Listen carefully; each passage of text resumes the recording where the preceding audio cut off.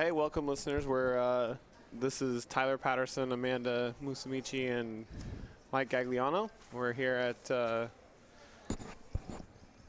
Borgata Spring Open main event, and here's we got the chip counts and player names coming up on the screen right now. Should be a really good final table. We have a lot of big names today. You're looking at Joe Kuether with 67 big ones, 2.7 million. Joe's a tournament professional with almost $4 million in earnings. Here's Brian Lemke. It's funny, he's one of the shorter stacks, and he still has almost 40 big blinds here. We had a really deep stack structure. Brian Lemke with over $1.2 million in lifetime earnings as well. Justin Zaki, he's from the Florida area. We see him around the circuit a lot. He has 1.3 in lifetime earnings, and today he is coming in with 34 big blinds. Andy Spears, another, we literally the chip leader here. Every single player. Yeah, he is the chip leader today with 4.6 million chips. Originally from, actually I think he still lives in Buffalo, with 386,000 lifetime earnings. Here you see a nice wide shot of the players as they get ready to go. So, as Tyler said, I'm Michael Gagliano with Amanda as well. And what do you guys think about today? You excited? This should be a good final table. We're in for a long day, that's for sure. These guys are pretty deep, and they're all pretty good. So I think we could be here for a lot of hours. Although sometimes when you have 6 good, aggressive players, you wind up with just big pots and a lot of action. So we could see either. I think you're probably right, though. I think we got a good final table that just is going to be action-packed and has some really good hands. I'm excited to watch. I'm excited to watch because I feel like I'm going to learn something from these guys. I know all of these players. I see them around the circuit all year long as we're all kind of traveling and grinding now. And this is a very experienced final table. So maybe we'll see some fireworks along the way. I think we will. We'll see some, that's for sure. Yeah, these guys have some history with each other for sure. Maybe not even just this tournament. They've played together probably hundreds of times. We missed the first two players in our intro. Ben Zamani in the 1 seat. He's on the left side of your screen wearing the gray sweatshirt with 1.2 million in chips. He has almost $1.7 million in lifetime earnings. He cashed for $1 million in the I think it's the PCA back in 2010. And the 2 seat is Jim Gilbert from Pennsylvania with $322,000 in lifetime earnings. So I mean, there is not one player here. The lowest is actually Jim Gilbert is the lowest with 322,000 lifetime earnings. Let's see. Let's add this up real fast. We have 4, 5, 6, 7, 8. We have about $8.5 million of earnings between these 6 guys right here. That's pretty impressive. Not too bad. No, more than a third of that goes to Joe Kuether, of course. That's true. Yeah, and he's pretty young compared to this table, so he's for sure the most accomplished. Let's see. I think that's the one line filled in on Joe Kuether's bio here. is his age. He's 27. I think. Let's see. So he is quite young to have that much earnings, that many in earnings. I believe Jim Gilbert will be our youngest player at the table at 28. Wait. Isn't 27 younger than 28? Oh yeah. Yes. I mean, I'm not a number. That is chick, true. but That is true. So let's jump into the action. I'll stay away from the numbers. They're playing already. We'll leave the numbers to you, Amanda. Okay, fair enough. So we'll see if we can get some. We'll see some hole cards. They'll be popping up in a moment here as we get our reader going. Like Amanda said, I'm excited to learn from these guys today too. Like I've done the live stream before, and it was a 500 with a zillion players. So the people at the final table, I felt like I could explain what they were thinking and maybe even, talk about a lot of their mistakes. But at this final table, I mean, these guys play as well as me or better, so it's going to be pretty fun to follow along. Absolutely. We see Andy Spears coming in right off the bat with a raised chip leader. I would expect to see him start pushing the action right from the start. Tyler was talking about the last 500 that we commentated on together, and we started 10-handed in that, as opposed to now we're starting 6. So I think we're really just going to jump right into it here.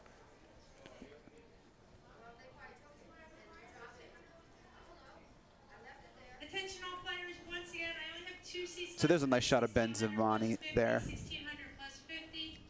Looking at his bio, I was surprised. I mean, he has as many earnings as I thought he would, but it said that he's never won a live tournament, which kind of blows my mind because he's kind of a sicko. Nor has he ever cashed in a Borgata event before. This is a pretty good first cash. Pretty good first cash. Taking a look at the chip colors that these guys are playing with here, the blue chips that you see are worth 5,000, and then they look kind of reddish, but they're actually a pinkish, like watermelon color. Those are worth 25,000 each. So we see Jim come in with a race in 90,000 with the ace-8 of spades, and Joe Flack calls a 9-7. A little surprised to see the 9-7 call. I would think we may see some more 3-bets with that type of hand from Joe, but maybe he just wants to get post-flop. Joe plays a ton of live tournaments, and he's a circuit grinder, so he plays with a lot of inexperienced players. So flatting with those kinds of hands is really profitable against those players that he's used to playing with. I'm not sure. I'd be a little less inclined. I'd be a little Jim. less inclined to do it just because you're going to have more 3-bets at this type of table. It was a pretty fun flop for the 9-7. Everyone's got a piece of this one. Wow. Yeah, everyone's got a piece of it. So big piece. we're definitely going to see Jim bet here with his flush draw, and I would imagine we just see Joe call. He could come in for a raise. Would you? So if you flatted the 9-7, would you think you would raise here?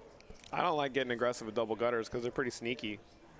So you like just calling, Yeah. kind of setting the trap and hitting a definitely. hidden hand sometimes. I could see that, especially with the player behind. I think that's a reasonable option here. Now Andy's in an awkward spot. He's definitely not going to fold his hand. I don't think we'd see him raise. He probably just comes along with the call, I would guess. This could be a tricky spot though, where he decides to get a little aggressive and try to push these guys off some better hands here. No, it looks like just the call.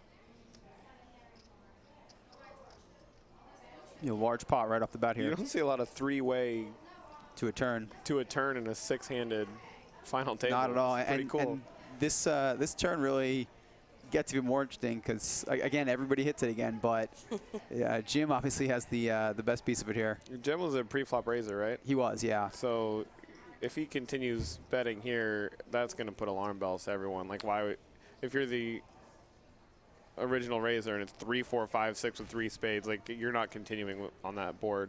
Yeah, he definitely has a he does actually check, which I like that. I kind of do too. I mean, I would imagine Joe's just gonna bet. This is actually a really awkward hand here. If I'm Joe, I'm thinking that. Oh yeah. I'm kind of worried that maybe the big blind has a flush, Wow. rather than I wouldn't think Jim would check a flush here. Wow. And there you go. Nice shot of us laying on the couch here with the Borgata poker background. We're just kind of hanging out, checking out the stream. So I want to see what happens in this hand. I'd like to get back to the action here, guys. I know we look great sitting on the couch here, but so as Andy fills up, he's just going to go ahead and bet, it looks like. And I would expect a pretty hefty bet from him. What's this? About 700,000 in the pot. Looks like only about 275, which is pretty small. Now, if you're Jim, do you come in for a raise? Or you just call here? Well, all these players have some experience with each other. We all travel. We all play with one another. Andy is definitely one of those players who's like super aggressive. So, I think in this table especially, we're going to see, just because they all know each other, and I think most of these players are very aggressive types. For sure. It could induce more action. And they're going to go, I think that they know to go thinner versus, knowledgeable players. So I think I really like Jim's call here. If he raises, it's very hard for Andy to call with worse hands. Yeah. And Andy's probably the most likely to have hands like 6-4, 5-4, 4-3, those types of hands. I wonder if Joe finds a fold here now. Really tricky spot. He's pretty well played hand by everybody. Yeah, everyone played this hand pretty perfectly. It's super hard to put, Jim on the flush, but you got to think, like, what is he calling here that's worse than your straight here? He could have the same hand. I'd be kind of concerned that maybe Jim checked a hand like 2 sevens or something. Looks like he's cutting out a call. He's getting a really good price here too, so I certainly wouldn't be surprised to see Joe find the call here. Yeah, I can't see a fold. Andy, this is a board that Andy could bluff on for sure in this spot. Yeah, and Joe does come with the call, and they're both going to be pretty upset to see See Andy's hand here. Andy was the most likely player to be bluffing, and It's pretty hard for him to be bluffing in that spot, though, I think. no, they had checked it around on the turn. There's no reason. I mean, maybe he doesn't call on the flop with hands that would be bluffing. Yeah, that's the problem. He's got to turn, you know, geez, just a hand like, what, Eights. like eights or, you know, a random 6x into a bluff, which I wouldn't expect him to do in the two players there too often, especially with that sizing. You know, that was a pretty small bet that I think he gets looked up a lot with there. So if you guys are watching at home, you can come chat with us in the Twitch chat here if you're watching it on Twitch TV, and if you're watching it on YouTube, you can tweet at us if you like. Use the hashtag Borgata Poker Live, and we'll come say hi. Gonna retweet Tyler's tweet there. We got a lot of action going in this Twitch chat already. Mr. Buzzgon is apparently offended by something that Tyler already said. I don't know what he said, but What did I say? I don't know. But Mr. Buzzgon is apparently. I like calling him just Mr. Buzzgon. That's a great name. Oh man, all these screen names. How am I supposed It's to? going too fast for you. Yeah, this is my first. Danny Buzz would be my guess. Yeah, that's him. just wait. Hopefully we get a lot of viewers. Oh we'll get yeah, that. I said we commented on the 500 earlier, and it was a bunch of players who didn't know what they Oh, were doing. that's mostly, true. Mostly Buzzgun didn't know. what he was Buzzcon doing. won. Yeah. That's right. I was totally kidding about that. They actually played really well. So we see Joe coming in for a raise with the Queen 8 off. Definitely a little aggressive, but you know, it looks like most guys are folding pretty fast. Maybe they're just going to be, you know, we talked about everyone playing aggressively. Maybe everyone's just going to be kind of. Sometimes when you get really aggressive tables, everyone's kind of afraid to play. In the early back. goings, you know, in the early goings too, is, you know, you're not always just jumping in and True, getting crazy true. right away. And maybe he's just seeing where he stands with What this he table. can get away with. Yeah. Why not, right? I do this after dinner breaks too. I'm like, everyone's tired at the table. I'm just gonna start raising every hand. See a See what shot we of can get Kelly, away the with. tournament director, in the background. I guess she's not announcing today. She usually announces with her great commentating voice. So let's see. We haven't seen a shot of Brian Lemke yet. Where is Lemke sitting at this table? Is he next to Joe? He must Looks be. like he's in a 2 seat, I think. No, In, Jim's in the No, 2 seat. There he is in the 4. There he is. So Lemke and Zaki are the two shorter stacks. And like we said, they're not even very short. You know, they both have about 30, 35 big blinds each. So it'll be interesting to see if they do any battling versus each other, being seated next to each other. So that's Justin Zaki, generally known as Zaki by most players. Yeah, I see him everywhere. I seem to find his table all the time. Not sure how that works out. He does play a lot of tournaments. This is his 66th career cash. Mostly a live player, right? I believe so. I don't know too much about his online background. Do we have? Let's see. I think I have a bio here. If it says anything about that, let's take a look. I don't know about their any of their online background. I know that Ben Zamani, the Stein, right? He plays. He has a big. He played a lot background, right? online, yeah. Brian Lemke. Lemke played a lot online as well. Zaki didn't write anything about him playing online. I don't think he does. Maybe some of our fans out there can let us know if he's. Yeah. So we're being told in the Twitch chat that he does not play online, which I think is correct. Joe Kuether definitely plays online. Not. I think he's mostly been playing live recently, though, right? Kuether does play online? I believe so. Yeah. I didn't know that. I mean, he's a circuit grinder. I know that. So. Yeah, he plays everything. mostly live now, I think, but I think Andy Spears also has a bit of an online background before Black Friday. And Jim Gilbert is known as a really huge fish online. Definitely, he plays a ton still. He's always played a lot online. I know he travels, out of the country to play some of the larger events. That's a real huge fish? Yeah, really huge fish. Yeah. Oh, that's his screen name. I thought you were just saying he's terrible. No, that's his name. Okay, I get it.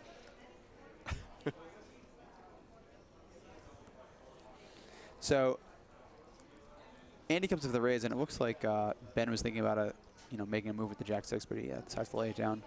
Zamani does this a lot too, the posturing to Yeah. 3-bet. Yeah, I mean, I don't. I've played with him recently, and I just actually played with him in Florida. He was doing that a lot on my table. Every time I'd open, he'd do the tank fold. We talked about this a little bit last time, I think. At a table like this, I think, there can be something that can be said for kind of trying to do that sometimes.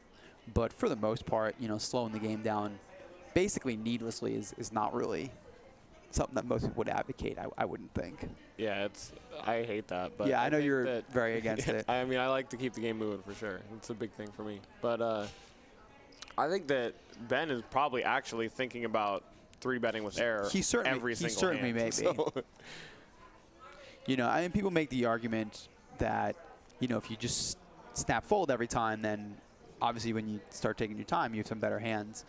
So it's good to mix in some of those close, like, maybe I'll do something, and then you fold. But, and against guys like, Ben's playing against here, I mean, they're thinking about all that stuff. So it's, like I said, at this table I could see it a little more than others, but, still not something I try to make a habit out of by any means. I mean, if anything, if you tank all the time, it makes it seem like you are capable of doing it with any hand. Makes it seem like you're making moves. But you don't really want more action, do you? I mean, most of the times in tournaments, if you're 3-betting, I mean, you want people to fold more often than you want action. So I don't really like that, even if it is posturing for balance. I think it helps you out if you're not balanced, they think that you only have good hands.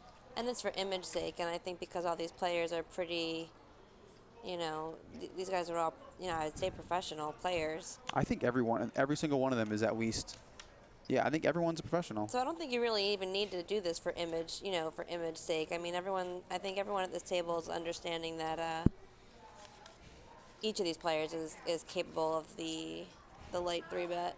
I believe, according to their bios, I believe everyone is a professional, except for Andy Spears, who is a professional Netflix watcher.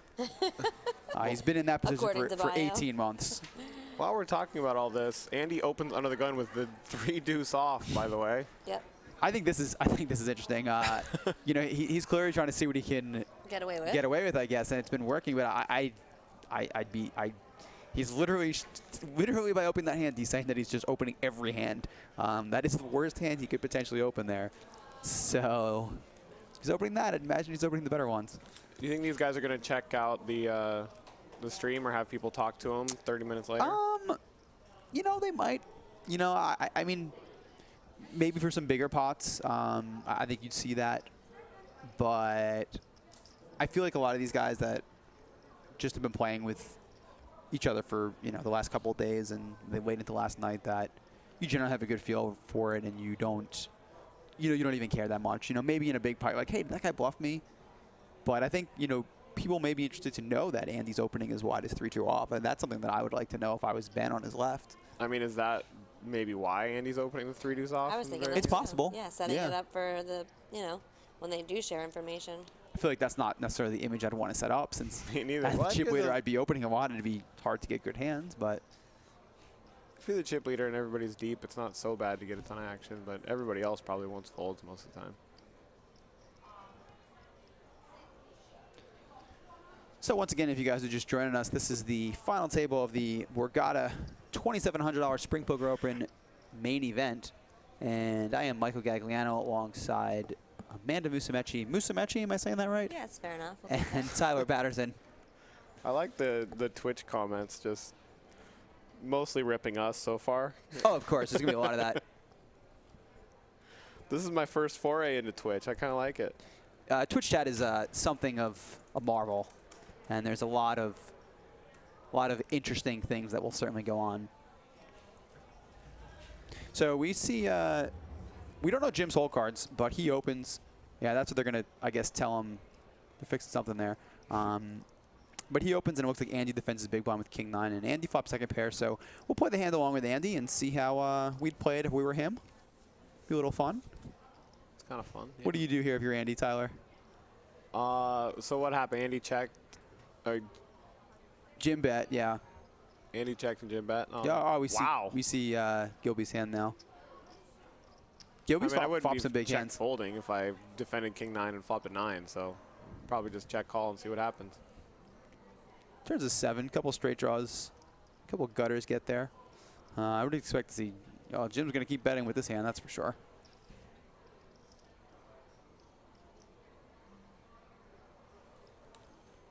Yeah, I mean, that board probably hits the defender a little more than the pre-flop opener. So if he's continuing here, I'd probably give him credit, because my hand probably should be a little bit scary. I'd be pretty happy with that turn card if I was Gilby too. He's going to have a lot of. Jim Gilbert is generally known as Gilby by friends and others. So like I said, we know a lot of these guys. So sometimes it's hard to always just say someone's name that's written on the screen there. I would think that I'd get called a lot here if I bet again. Certainly on that 7. You know, Andy's going to have a lot of hands that just don't fold here. A lot of hands that have pairs and draws, and he's going to have a lot of queens that just are never folding here. If you're Andy, though, what do we do with our second pair? do you defend another bullet here? I probably don't very often. Yeah, I mean, I wouldn't expect Jim to barrel here to. Right. I think it's also player dependent. Too I can widely. think. I think there's probably certain players at the table That's a you pretty good might. fold. Yeah, there's some players that you know are going to apply maximum pressure, but Jim doesn't have that many chips here. Like he just put almost 25% of his chips in the middle with that bet. Right. And there's not really that many draws. I mean, yeah, there's like a few. Obviously, there's straight draws, some gutters and stuff, but I would expect he wouldn't even bet all those. He would just check at some point and try to take some cards. So I would generally give him credit with my king 9 and just lay that one down. I think so too. If I had king queen, a little bit of a tougher fold there, and I don't think we can make a fold on the turn just yet. No.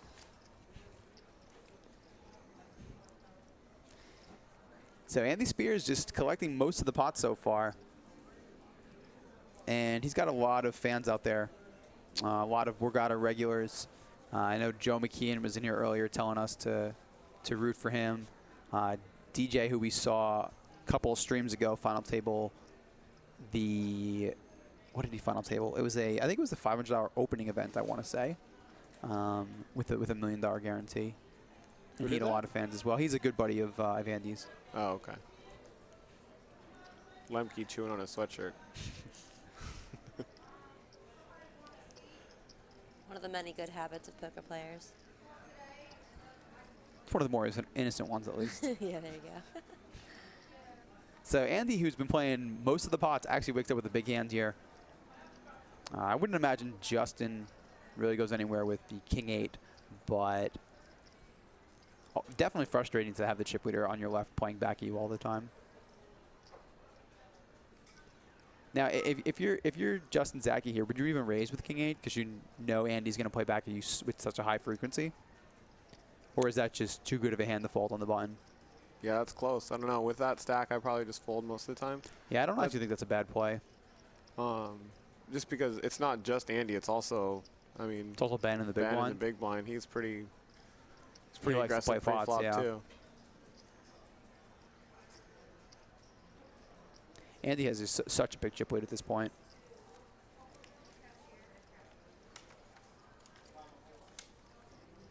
Yeah, and Zaki does lay it down. That's also one of those spots where if, Zaki can get the information that, hey, listen, Andy actually had at that time. Don't feel like he's just running you over because he just got out the hand. That may make him feel a little more comfortable. Yeah, if I was there, I would definitely have the stream up or have someone telling me.